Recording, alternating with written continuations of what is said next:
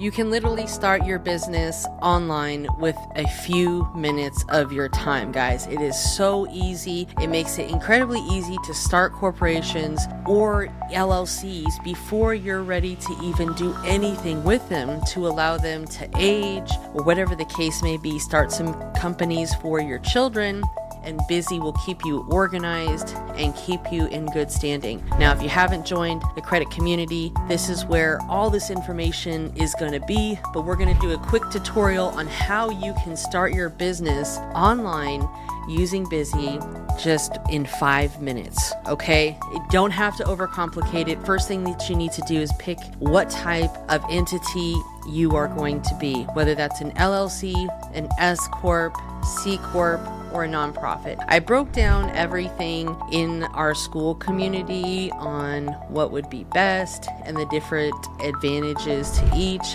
And of course, you can always consult with a lawyer or CPA that's in the state. Now, I always like to go LLC if you're just first starting out, and pick the state that you're going to want to incorporate in. A lot of people like New Mexico. I also like New Mexico because, say for example, you want to start an aged corporation business. It makes it very easy to transfer the corporations into someone else's name. So I always recommend New Mexico. I also like Wyoming. I have corporations in both of those locations along with Delaware. Now, Delaware is great, but they do have some heavy taxes that you should be aware of. Even if you are not making any money, you still have to file your sales and use tax to even exist to do business in their state.